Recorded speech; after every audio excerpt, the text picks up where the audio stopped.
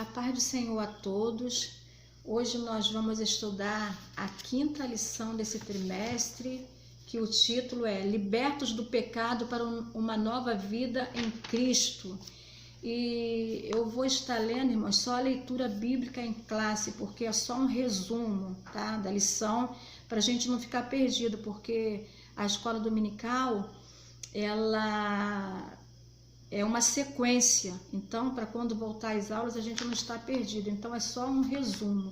E a leitura bíblica em classe diz assim, está em Efésios capítulo 2, versículo de 1 a 10, que diz assim: E nos vivificou estando vós mortos em ofensas e pecados, em que noutro tempo andastes segundo o curso deste mundo, segundo o príncipe das potestades do ar, do espírito que agora opera dos filhos da desobediência, ante os quais todos nós também andávamos nos desejos da nossa carne, fazendo a vontade da carne e dos pensamentos, e éramos por natureza filhos da ira, como os outros também.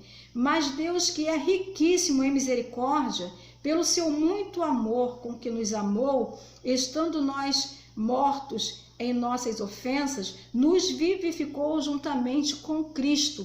Pela graça sois salvos, e nos ressuscitou juntamente com ele, e nos fez assentar nos lugares celestiais em Cristo, para mostrar nos séculos vindouros as abundantes riquezas da sua graça, pela sua benignidade para conosco em Cristo Jesus. Porque pela graça sois salvos, por meio da fé, e isso não vem de vós, é dom de Deus, não vem das obras para que ninguém se glorie, porque somos feitura sua, criados em Cristo Jesus para as boas obras, os quais Deus preparou para que andássemos nela. Então, irmãos, hoje nós vamos estudar sobre essa vivificação. O que é a vivificação? Nós vamos estar estudando os 10 primeiros versículos do capítulo 2 de Efésios, tá? E nós vamos continuar na parte doutrinária da carta. Paulo, após orar pelos Efésios, que nós vimos na semana passada, pedindo ao Pai que desse o espírito de sabedoria e revelação, ele começa a falar o que é a salvação e a igreja, né? Que é este povo formado por judeus e gentios. E a igreja, ele explica que é esse povo vivificado por Cristo, tá? É esse povo que Jesus comprou com seu próprio sangue. E o que eu acho lindo é que após ele constatar a situação da humanidade perdida, caída, debaixo da ira de Deus, ele mostra um remédio. E ele se alegra falando da misericórdia tão grande e do seu muito amor. Ele não tem nem palavras para expressar, e ele fala com este muito amor com que Deus nos amou. Então, ele mostra que Deus foi esse remédio para a humanidade, né? Que enviou o seu Filho para salvar a raça humana. E ali ele começa a falar que o homem sem Deus, no pecado, ele está morto. E morto aqui não é a existência, o fim da existência, mas é essa separação, é essa inimizade contra Deus. E é por isso que quando Paulo começa a falar sobre a igreja, ele tem que falar sobre essa reunião, né? Ou seja, o homem estava separado de Deus, mas através de Cristo houve essa reunião. Nós fomos unidos de novo a Deus através de Cristo. E esse povo que foi unido a Deus através de Cristo é a igreja, que foi vivificada, reunida. Separação aqui quer dizer morte. O homem separado de Deus está morto. E reunião é a vida, ou seja, o homem ligado de novo a Deus. Então Paulo especifica bem claro nesta carta, né? Como nós éramos antes e como nós somos agora, né? E nós passamos agora, Paulo fala que nós passamos, depois de receber a Cristo, nós passamos a ter o mesmo benefício de Cristo. E que benefícios são esses? Aí ele fala que é a vida eterna, a ressurreição e o galardão. Que coisa linda, né? Então nós somos um povo aí privilegiado, não por nós mesmos, mas por Cristo. E quando Paulo fala assim, nos ressuscitou juntamente com Cristo, é porque nós estávamos vivos. Ou seja, quando nós nascemos, quando somos um bebê, uma criança, nós estamos ligados ainda com Deus, porque a criança não tem pecado. É por isso que Jesus falou, dos tais é o reino dos céus, né? Mas a criança, ela tem essa natureza pecaminosa, e apesar dessa natureza, ela não tem pecado, né? Mas ao pecar, ela perde essa comunhão com Deus, ela morre e precisa também crer no Evangelho para ser vivificada, né? Eu entendo assim, que nós já temos esse vírus do pecado, que é a natureza pecaminosa. E quando nós atingimos a consciência, aí inevitavelmente nós pecamos. Por quê? Porque o homem é mau, não é isso? Distanciado de Deus, o homem é mau. Só quem não pecou foi Jesus, porque ele não tinha essa natureza pecaminosa, ele foi concebido por obra e graça do Espírito Santo. Mas Jesus também teve que decidir, né? Quando ele adquiriu a razão, ele escolheu o bem, está lá em Isaías 7,15. Mas nós não, nós sempre optamos para o mal, né? Por causa dessa natureza pecaminosa. Mas através de Cristo nós nascemos de novo.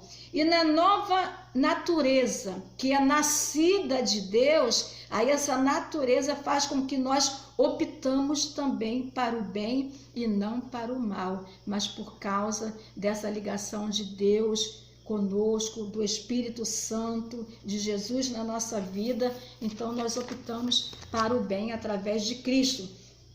E a salvação, irmãos, é pela graça, nós já entendemos isso, que é a favor imerecido. E o que é lindo é que Paulo explica que nós estávamos escravizados, né? Não tínhamos como sair desta situação sozinhos. Estávamos segundo o curso deste mundo, que Paulo fala, né? Que não é a terra, mas este sistema maligno. É por isso que Deus ele chama o diabo de príncipe deste mundo, né? E é por isso também que João disse, né? Não ameis o mundo e nem o que no mundo há. Quem ama o mundo, o amor do Pai não está nele. Então esse mundo aqui não é a terra, porque em Salmos de número 24 diz que a terra é do Senhor. Então o diabo ele não tem nada. A única coisa é que ele governa esse sistema corrompido, né? Quando a Bíblia diz o mundo jaz no maligno, é porque esse sistema corrompido, afastado de Deus, é comandado pelo diabo. E esse sistema, ele faz de tudo para a gente não conhecer a Cristo, porque o mundo odeia a Cristo, né? Então, quando ele fala desse rio fluindo, né? Quando ele fala desse sistema maligno, nós entendemos, irmãos, que é um destino sem volta, se a pessoa não receber Jesus. Então, o curso deste mundo é isso, é como se fosse um rio fluindo e a pessoa vai se aprofundando. A Bíblia diz que um abismo chama outro abismo, e o destino dessas pessoas que estão nesse curso deste rio é o mesmo destino do diabo. E qual é o destino do diabo que Apocalipse 20:10 diz? Que o destino dele é o lago de fogo e enxofre, ou seja, é a morte eterna, né? Então as pessoas que estão seguindo esse curso aí, se não receber Jesus, vão parar direitinho lá aonde o diabo também já está reservado para ele, né? Mas quando nós nascemos de novo, o que acontece? Nós somos colocados nos lugares celestiais em Cristo. Isso é lindo, irmãos.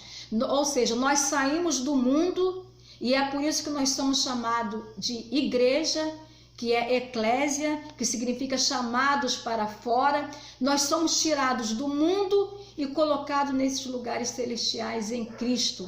E espiritualmente nós já estamos, né? Nesses lugares celestiais em Cristo. E como o escritor de Hebreus diz que agora nós podemos chegar no trono da graça de Deus, né? Nós temos acesso ao santuário celestial pela fé, Olha que coisa linda, olha que privilégio que a igreja tem colocado nesses lugares celestiais. Nós temos acesso direto com o Pai, nós temos essa intimidade com o Pai, e tudo isso nós adquirimos através de Cristo, né? Nós somos herdeiros de Deus e co-herdeiros de Cristo. Glória a Jesus, e isso é lindo, irmãos. Isso é lindo, né? E Deus, Ele quis salvar o homem, né? Então essa iniciativa veio de Deus. Deus, com o seu grande amor, Ele quis salvar o homem. Porque se dependesse de nós, irmãos, nós estaríamos ainda seguindo o curso deste mundo, né? Mas o que acontece? A graça de Deus se manifesta, não é isso? Através da pregação do Evangelho, que é a palavra ela é vida, né? Aonde ela entra, ela produz vida. É isso que nós vemos lá em Ezequiel 37, quando ele fala para aqueles ossos sequíssimos, ossos secos, ouvir a palavra do Senhor. Então eles ouvem a palavra e se tornam um grande exército. E é quando nós vemos também na história de Lázaro, né? A Bíblia diz que Lázaro estava há 4 dias morto, e Jesus chega lá. Jesus é a própria palavra, é o verbo vivo, e ele manda que Lázaro saísse para fora, né? E Lázaro sai com vida. Então a palavra de Deus, ela produz vida. E o que acontece? Quando o Evangelho vem, aí vem a fé, não é isso? Através da palavra, o Espírito Santo abre a mente da pessoa e tira a venda dos olhos que o inimigo colocou para que não fosse resplandecido a luz do Evangelho. Então ele tira essa venda e propõe ao homem a salvação, né? E ali cabe ao homem, com esse esclarecimento do Espírito Santo, decidir se quer ou não servir a esse Jesus. Então, irmãos, o preço já foi pago, o preço já foi pago na cruz do Calvário, né? E é por isso que o véu do templo se rasgou de alto a baixo, que a Bíblia fala sobre isso, mostrando que agora não há mais separação entre Deus e o homem, né? O pecado foi tirado por Cristo, ele não é mais coberto como na antiga aliança, que aqueles animais só cobria o pecado porque era provisório. Não, agora o pecado foi tirado por Cristo, né? Nós lembramos que João Batista, no dia seguinte que ele batizou Jesus, ele apresenta Jesus à humanidade. Ele vê Jesus e ele fala: eis o Cordeiro de Deus que tira o pecado do mundo. Então o pecado foi tirado, né? Então Jesus é essa propiciação de todo mundo. Quem está vivificado, irmãos, com Cristo, depois que ele recebe a vida, quem está vivificado, ele não anda mais segundo a carne, não é isso? Ele não anda mais segundo o curso deste mundo, ele não anda mais seguindo o príncipe da potestade do ar, que são essas 3 influências negativas que Paulo fala nesta carta, né? Não, a igreja agora, ela é feitura de Deus, criada para toda boa obra. Glória a Jesus. E a fé, irmãos, ela prova as obras, né? Nós não somos salvos pelas obras, mas elas têm que nos acompanhar. É isso que Paulo fala bem nítido nessa carta. E para a gente encerrar aqui, irmãos, porque é só só um resumo, né? Para a gente concluir, para não ficar muito longo, o que nós podemos tirar disso daqui? É que nós, a Igreja de Cristo, né? Nós fomos libertos do pecado para uma vida nova, oposta ao que nós vivíamos antes. É o que Paulo diz, em outro tempo, né? Em outro tempo nós estávamos mortos, desviados de Deus, separados de Deus, mas agora nós fomos vivificados em Cristo. Nós temos vida com Cristo, né? Então, quando Cristo nos vivifica, nós passamos a crer nele, saímos do mundo, né? Vamos para os lugares celestiais em Cristo e praticamos boas obras. Glória a Jesus. E o que é lindo, irmãos, é que há um ditado aí que enquanto a vida há esperança, mas Cristo nos vivificou quando as esperanças já não existiam mais. Que coisa linda, né? Então vale a pena servir a esse Jesus, não andar no curso deste mundo, mas andar na luz. Nós somos a luz, nós somos o sal da terra, e nós devemos provar isso com as nossas boas obras. As obras não salvam, mas é fruto do cristão. O cristão tem que praticar as boas obras, ou seja, ser benigno, não é isso? Praticar aqueles 9 frutos lá, 9 gomos, né? O fruto é um só, que é o amor. E o desdobramento do amor, que é a benignidade, a fé, a temperança. Esses frutos têm que ser produzidos em nós. Nós devemos praticar esses frutos para ser reconhecido como povo de Cristo, né? Essa galeria ali de gomos de frutos é o de Cristo, e como nós agora devemos mostrar Cristo ao mundo, nós temos que ter esse fruto aí, os 9 ali, gomos desse fruto, que o principal é o amor. Através do amor vem esse desdobramento de todos os gomos ali, que está em Gálatas 5:22. Então, irmãos, vamos ficar com essa palavra e vamos continuar crendo e fazendo a diferença neste mundo. Que Jesus continue abençoando a cada um, em nome de Jesus.